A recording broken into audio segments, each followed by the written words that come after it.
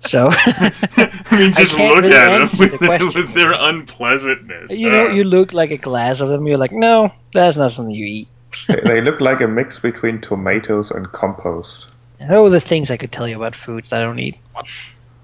Very interesting topic, I'm sure. All right.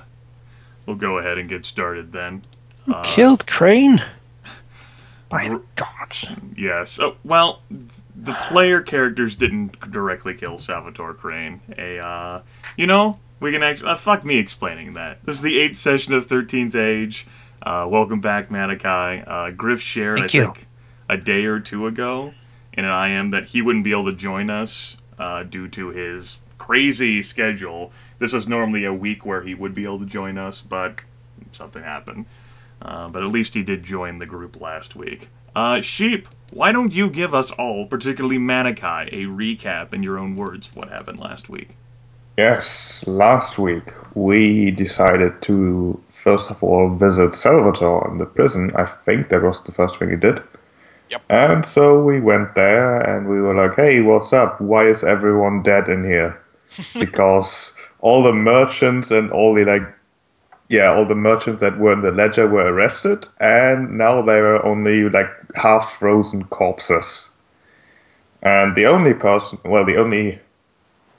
who survived the attack was Salvatore, because he got gravely injured, but we still managed to save him by giving him a healing potion, or like 17 of them. And yeah, we kind of tried to keep him alive because we wanted him to answer some questions. But first of all, he was unconscious, and then we noticed that someone else actually survived by kind of hiding or by simply being ignored by the attacker, because she was imprisoned because she was simply like, she played some dice with Salvatore before or something, and Salvatore thought she was cheating, so of course he just imprisoned her. And apparently whoever attacked the prison didn't really care about killing her, and only the merchant and Salvatore. Salvatore eventually then woke up and we tried to question him, but he was like, oh, I'm so important and it doesn't matter what you say because I'm too scared of her. And regardless of what we did, we didn't really get any good information at all. Eventually, Leon was like, I got this, and told Fargus to leave. Thomas left as well, and Leon did some Lich King summoning, or I don't even. And that certainly scared Salvatore, for reasons. We did ask him who she was. We kind of implied, oh, it's Bree, right? And Salvatore just started laughing. So we are pretty sure it's Melkor, because eventually Melkor came down to check on the things, because we sent a guard away to get her. And Salvatore did seem appropriately scared of her. It was a bit of an odd situation, really, because I think we were somewhat expecting that it was Melkor who kind of wanted all these people dead for whatever reason, who wanted Salvatore dead. But when we eventually left to do something or another, what did we do? Well, the first time you, I'll go ahead and remind this now, you visited the prison. That's when you found the disgraced merchants and guards dead and Salvatore barely alive, or you preserved him. And then you were like, well, let's kill some time until he wakes up. You spoke with Ursili a little bit, and then you went to check out Salvatore's house. And you poked around we there checked for his house, right. And in his house, I think we found a letter from the Revenga, I believe. Yes, you found a collection of letters, like correspondence between Salvatore and Ravinger, which confirmed Salvatore's involvement. Which really didn't surprise anyone, I think. The surprising thing, I think, was that when we came back to the prison, Melkor would have had plenty of time to finally finish off Salvatore had she wanted to, but Salvatore was fine. So that was unexpected. You also found convincing proof that Salvatore Crane was himself a practitioner of necromancy. Oh yes, we found an altar. That's kind of important too. It was the second time when you came back and you conversed with Salvatore and you attempted to interrogate him, and that's when Leon intimidated him. And then Ursilia ended up showing up due to the disturbance caused by Leon's intimidation. And that's when you guys were like, well, we need to track down Rav, so you went to try to do that. Yeah, we went to his cabin, which was, well, deserted and also burned down, with a message saying something or another. Another teasing message, I think. Haha, you suck, basically. Basically. So we were like, well, we tried, and went back home. And the epiphany basically came when we figured that if the Revenga is still working with Salvador, and if the Revenga isn't working for Melkor but for someone completely else, and if Salvador really thinks that he is so important that he'll surely get freed or saved or whatever, then the best situation for that to happen would be on his trip to Newport, to his like prisoner colony over there, where you're supposed to hunt like ettercaps and whatnot. The underlying relation here is that Salvatore Crane's life had been spared, however he was going to be sent to incarceration in Newport to spend out the rest of his days hunting ettercaps and ghouls in the sewers of the city. The players ended up learning that his shipment was to be on a particular night, since the roads had been relatively cleared and a merchant had been found, Dirk, of all people, to cart Salvatore to Newport. So we were like, hey, Doug, you're going to hire us. And he was like, no. And then we were like, we are going to do it for free. And he was like, sure. And so that happened. And on our way to Newport, we did get attacked, and it was indeed the Revenga, who had also bought the caravan's dwarven guards beforehand. But a quick mention of us paying more than the Revenga would pay to the two dwarves that accompanied us basically convinced them to just leave us alone completely by not accepting anyone's money and just walking away. But however, there were two dark elves hidden in the forest, like to our northwest, in that situation, who sneaked close to us and then killed Salvador. There wasn't really too much we could do. It was an arrow that wasn't directed at any of you. Finally, to cover something that was not exactly mentioned, the Senate has been disbanded. This was something that the player characters learned at the very start of last session when they woke up, because it was a hot topic. Basically, by popular demand, the people in town had gotten angry at the Senate for their failures to police themselves and protect the community. And so the elders and counselors invoked Old Town Law, disbanded the Senate, at least temporarily, and created basically like an autocracy, with the first citizen of Foghaven, Ursilia Melkor, as its lady, until such time as order could be restored. Seems like a prudent move, honestly. Yeah, I mean, I feel like I should quote like, so that's how democracy dies. Oh, I just watched that today. So yes, we pick up now, sort of, well, after the end of last session, I didn't get too much of a coherent, cohesive statement from any of the three remaining players, because Gryph had gone to bed at that point, of what exactly they wanted to do. It was along the lines of, like, pull off by the side of the road and, like, fucking, like, try to wait for them to wake up, or Rav to wake up, and then try to talk to him then. They didn't want to go back to Foghaven. So, like, how much, like, where exactly did you want to, like, you just want to, like, pull over by, like, the night and try to, like, recover from your wounds and then wait for Rav to wake up, basically? Basically, we have no real hurry to go back, and if Salvador's like, if the Raving is like, oh no, don't talk to Melkor because she is literally the Lich King, then that is something we might want to know. Alright, let's see here. Before we get into any of that, Asthma Man, start us off with relationship dice. Roll those. Nope. Nothing. Sheep, give me yours. Alright. That's a 6. You remember that same thing that I gave you last week? Yes. That happens again with greater intensity. Good. and with a extra dollop of ominous feeling associated with it. Just put right on the top there. And Manaki, there's going to be no need for your Archmage rolls.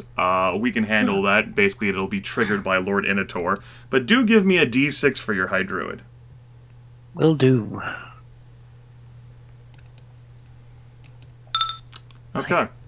As for what ends up getting triggered, courtesy of your time with Lord Inator, I will share that aloud.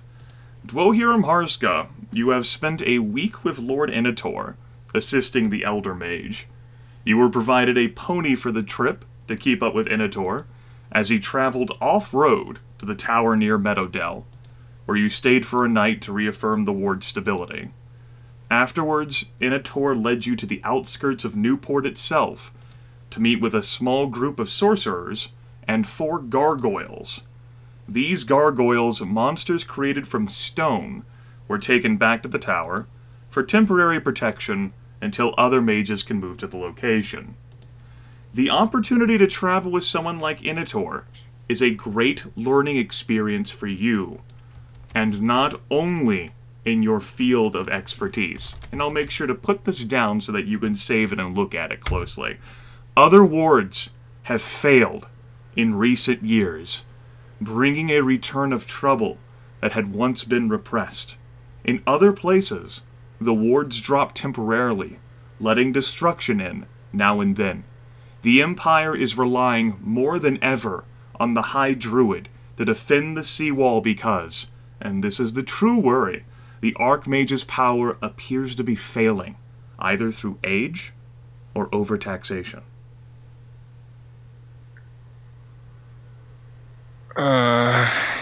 This is a grave concern that Lord Inator has, which he will share with you privately. And it is one that is also shared among the associates that Lord Inator and you meet with in the outskirts of Newport.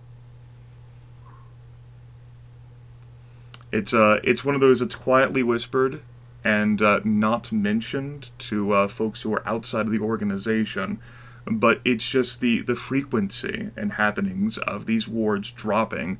And while the Meadowdell ward appears to have been caused by, like, outside reasons, there have been so many wards that appear to have just have failed or hiccuped with no, like, immediate cause or reason behind that. Why should that happen? It's possible that after so many centuries of life, the Archmage is losing his grip. Alright. And certainly gives some perspective. And it's also possible, obviously you're going to have a week spent with Lord Inator, and he's going to see you off. He's got, like, some business to take care of. His superior, Lord Teraptus, wishes to speak with him about his findings.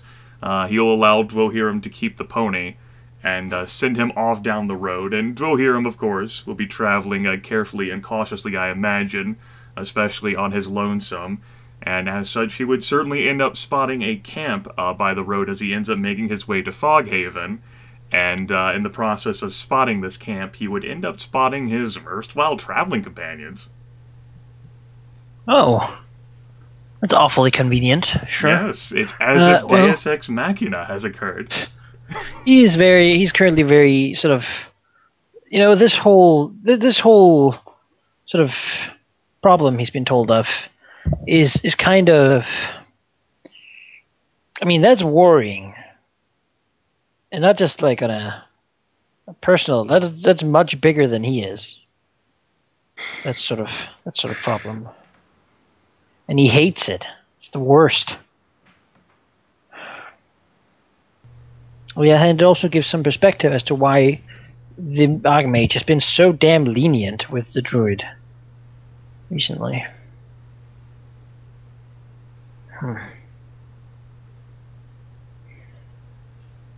Damn it.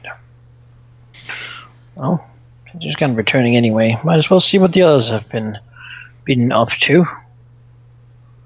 They'll of course take care to approach, trying to do so not hidden, but just slowly and sort of quietly to observe what's going on before entering. Get a good look at things. Well, you would certainly see Thomas sitting on like a blog or something, kind of sharpening his axe with like a rock somewhere, even though that is completely pointless, while glaring at the Ravenger, who should currently be in lots and lots of rope. Yeah. You're welcome to position those two as you wish. I've actually given you, I do believe, player control, so you can drag them around as you'd like. They're fine over there. Put them here. In the fire. No. Burn them. I'm roasting you on What about their legs? They don't need those. Another fucking Lord of the Rings thing at me. Let's say they're bound back to back, something like that. That's the kind of stuff Huron would like to see from a distance. If that's what's going on. Right, well, you know, Thomas being probably watchful as ever, would definitely hear a pony sneaking up. Well, walking up. Well, what a coincidence. So, I would say you seem to have been busy. So it looks to the Ravenger and the red-haired girl. Dirk leans over, waves politely at Dwohurim. Why, yes, a great stroke of luck, you could call it. We came upon him while following Salvatore Crane out of the town. I see. With our old friend Dirk here. It's been a week, so sort of dismounts from the pony and ties it to a branch of the tree. Okay. So Lucan says, "Why don't you just tell me what you have been up to?" And there's no need to handle that. So they did. Yes, and so they did. Hours passed. I see.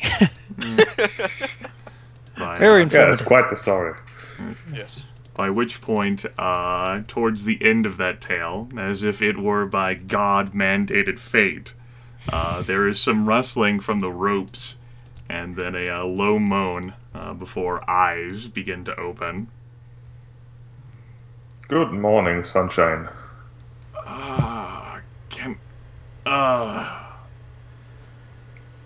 Can I get the name of the axe that you embedded in my back?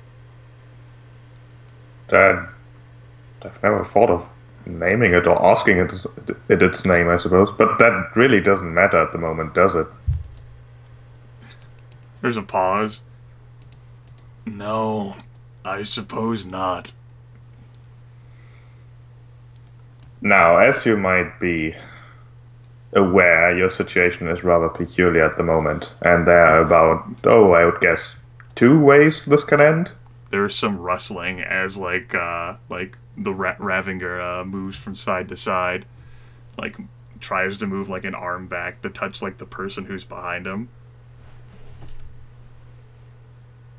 So why don't you just start talking? As you can see, your acquaintance is still alive. As a matter of fact, I can't see her. Well, you don't have to. You can just trust us. Fargus will sort of shuffle him around, I guess. Or you can see yourself, I suppose. Alright. He shuffled around. Sees her. Lines of worry, as well as a frown, crease his face. But he does take the time to glance over at Dwohurim and say, "Oh, glad you could join me." Yes, I happened upon this little gathering, and I couldn't help but come close to the fire. It seems you've been quite busy. Now, circumstances are a little different from when last we talked, but I hope this can be just as civil. Rav will afford a thin smile and say, "Yes, I have attempted to be civil with you all." He sort of looks over to the tent Leon sleeps in. Well, he doesn't really know Leon sleeps in it, but the tent over there. Yes. And says, and yet it seems that there was a casualty in an attack. Doesn't sound very civil to me. Rav says, "I, as always, have afforded your companions, at least, the opportunity to avoid the combat. once again, and there's a look over at Thomas, it was rejected. It was not the time for compromises. Neither is it now. So, as you say, let's keep this civil, but let's skip the small talk while we're at it, shall we? Rav runs a tongue over his teeth. All right then, no time for compromises. Then a demand and a request. Rav attempts to point a hand at Celine. I don't tell you anything unless she walks out of here. There's nothing that any of you can do that would scare me more than what I've already seen. Not worth it otherwise.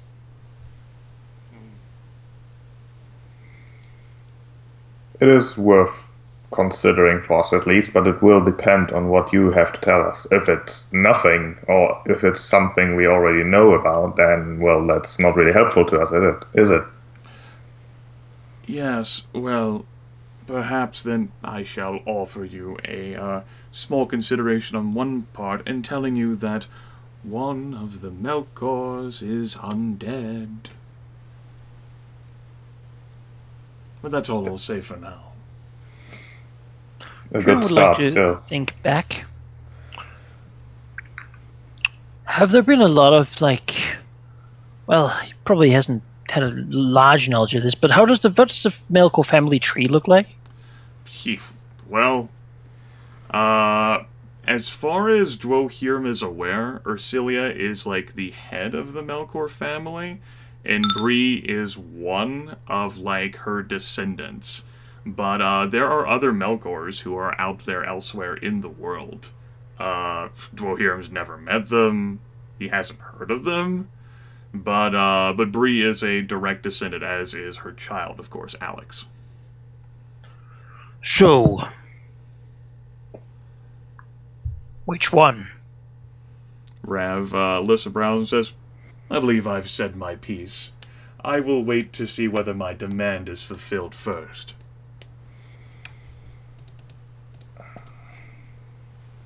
Most of my troubles are with you, that is very true. Although she did attack us, and she is associated with you, obviously. Rav says, you did kill her? Well, it wasn't you who killed her father. That was... And, like, Rav will, like, slowly lean to, like, look at the tent.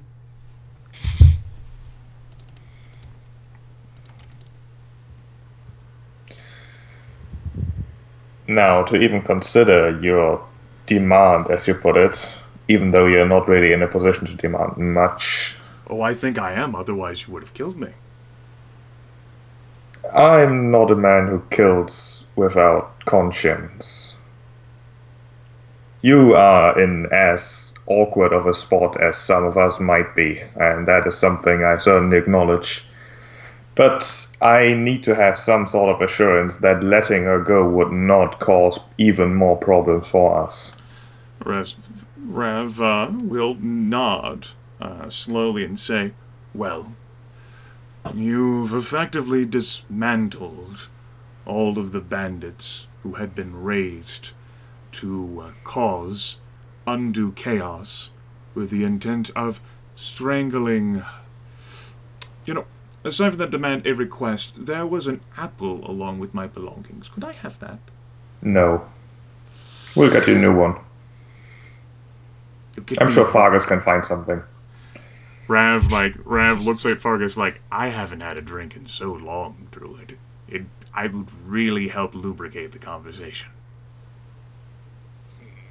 Fargus looks a bit suspicious, but sort of walks over with his water skin and gives him Gives the man a drink. Like, yeah, there's an apple, like, gabbing and like, you can check it yourself, it's an apple. Well, you said you wanted a drink. I said I wanted the apple. Well, you're not getting the apple. Alright.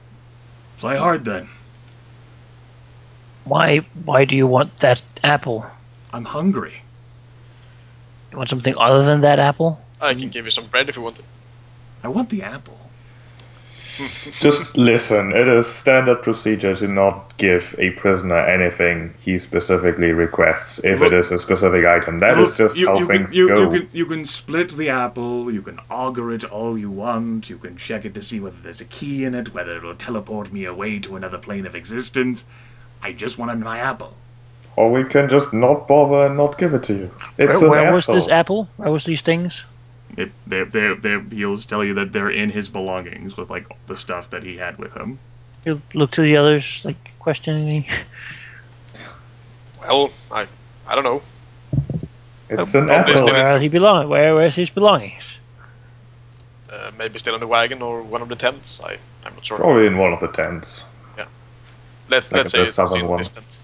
Here. Okay, And in the the Fargus northern will also... Let me. You can continue to talk to him. I'll just check his things. Alright. Yep. Among his things will be a decidedly red apple. Completely red. No, it's got some scuff marks to it. It's, like, not entirely shine red. It looks like an apple for all intents and purposes. The question, is it red enough to count as a herring? That took a while. Yeah, you just keep talking. I'll check the apple for traps. Okay. Make the other happy. Give me your apple checking skill check. Sure. As a wizard or a mage, Hurim has had very weird teachers, and sometimes those teachers got apples. Sometimes those teachers were pretty sure that someone was trying to poison them, and so they had the students actually check the apples for all kinds of weird magical afflictions or enchantments. Who Sure. knows? Maybe you could. Yeah. You can give me an intelligence-based skill check. Right, can I use my casting Your stat apple for that? background. Sure. Go for it.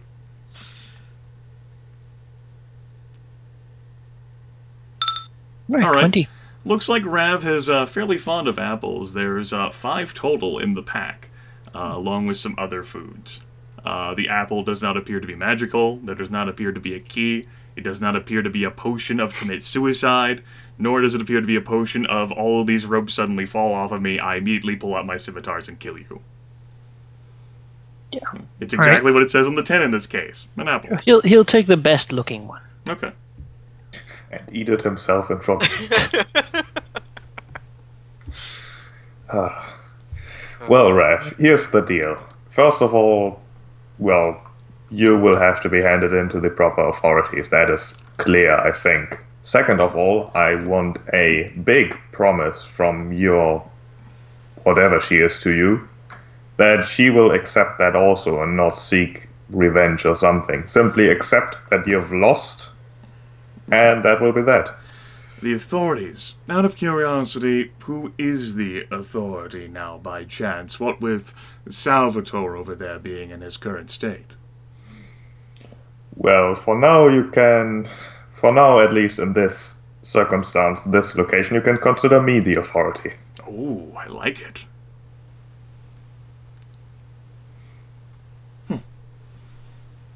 The trade then, she goes free, you accept whatever it is I choose to do with you. She will accept to let it go, live her life, get a second chance, whatever. And you will tell us what you know. Ravel. Say, it's a hard bargain. I don't have much wiggle room, though. Like Rav, looks up then. If I get the apple, and Celine goes free, and I get to watch her walk away, I suppose I can be cooperative. I have, been playing with, well, I should have been dead a long time ago anyway. Alright. Assuming that she agrees to everything, and I get the apple, I'll be compliant. I'm going to untie one of his hands to give him the apple. Alright. Rav will, he will take it, and a small smile will pop on his face for the purposes of this, folks. Why did you give him the apple? Method acting. Alright. Well, Oh, I see. I suppose, there's no trap associated with it. He actually bites into him and begins chewing. Well, you'll have to wait for her to wake up then, unless you plan on waking her up yourself. She should wake up soon, I'm sure. If we make her comfortable, put her in a better seating. Yeah. And to summarize that, Celine will eventually come to. She will agree not to continue to hunt the town, although as Rav and even Sheil agreed to this, you've pretty much dismantled the bandits anyway. Like, especially with all of the leaders taken out, there's no way it can exist as an effective force. At any rate, they're going to just basically disband back into the countryside. What few of them there might be still surviving after all of this. She'll agree to go.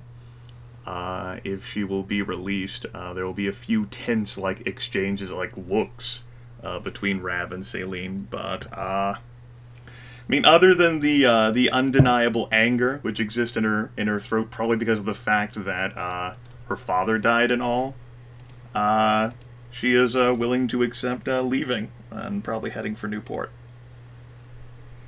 Yeah, so just out of curiosity, guys, do you know that when she leaves, he has nothing left to... Yeah, exactly, which is why he is right? going to talk before we let her go properly. Oh, sure. I mean, all right, yeah. Seems like you handle this. I'll just go here. Go. That's basically what Thomas is going to say to the Avenger. She can go as soon as Thomas is satisfied. The deal is on, but Rev needs to do his part now. Rev says, "No, see, I'm the one who's extending a lot of trust in this area, because there's that one damn rogue who travels with you who could easily be waiting out there in the shadows. The moment she leaves my view, he could easily capture her. Quite frankly, I'm the one giving you the trust. As I said, I'm more terrified of undead than I am of you."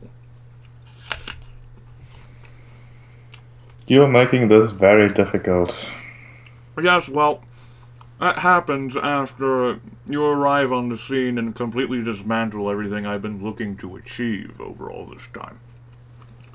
And here I'm giving you the opportunity to at least let the one who you supposedly care a lot about go free to do whatever it is she wants to do with her life from now on, which I hope is not another life of crime.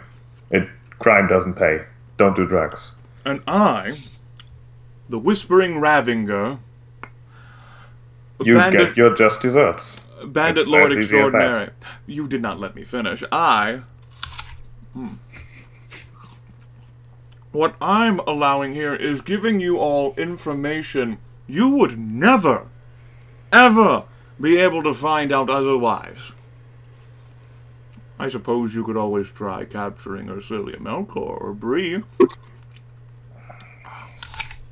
Please tell me how well that'll go. I'll be here.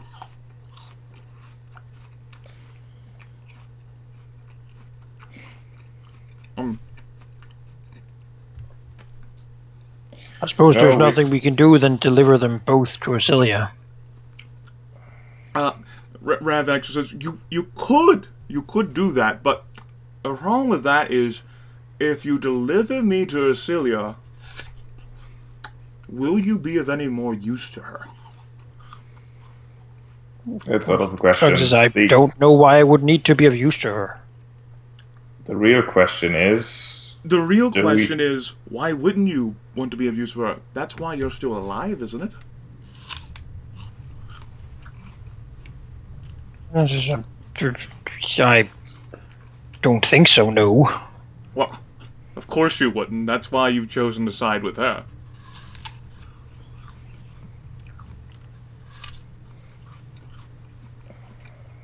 Quite frankly, you've bungled up plans more than I could have possibly imagined. I told Bree that you were bad news. See, now we're talking. Mm-hmm. I think I've said my piece, though. That apple looks delicious. Mm-hmm. There's 5 more in the back. Fantastic. I should go get one right now.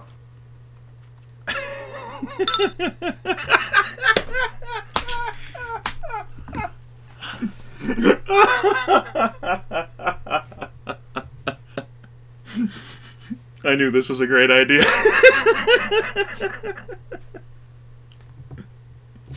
Railroad the players into giving him the apple. Fargus also gets one. Okay. I won't eat the man's apples. Let him have them. I know, so rude, right? Looks like he's enjoying it very much. So let him have it. Yes, you got a full heal up at the end of last session, Dark.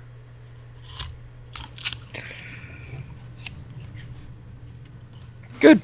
Well, so it seems you are willing to talk after all. Well, 'cause I was, and I've said my piece, and now I'd like to see her walk away. Looks to Thomas. Thomas frowns, eats an apple. I mean, Good, aren't there's they? always plan B, I suppose. Ooh. I'm sorry. It's something that is usually frowned upon, and it's not something I enjoy doing or seeing. Assuming I don't Gryph think we doesn't need to cooperate, that go is. that far. To be honest, I think he has said quite a bit now. You Well, think? He told us who he works for. he might have more information that could be useful. Yeah, he'll tell us that once she's gone. Alright, let her go then. If he doesn't, we can catch her. I mean, look at her. She can't run that far. Come on. Looks at her and says, "Are you all right to walk?" Saline will sort of glare at Dwohurim, but will also offer him a nod. Looks at him, in a lower voice. I'm terribly sorry about this being so unpleasant. I would prefer things to be more civil my time, but I am working with others here. I'm sure you have had companions whose opinions differed quite a bit from yours sometimes. Her expression will slightly soften, but she is clearly still angry. I'll help her up. Sort of look like, what does she have on her? Well, that depends on what the group has left with her. Well, no Like weapons. letting her walk away with what her weapons and like armor and shit. no, That no. doesn't seem like a smart idea. We're gonna take her magic sword. Basically clothing. Rav will ask that she be given a dagger so that she can survive on her way to Newport. Oh, most certainly. Alright. Perhaps even a pack of food and a bit of just some coins. You know, enough to buy passage through the wildwood if she decides to. Alright, that's fine. In which case, After all, you folks will have this, of course, the icy greatsword that she has. Yep.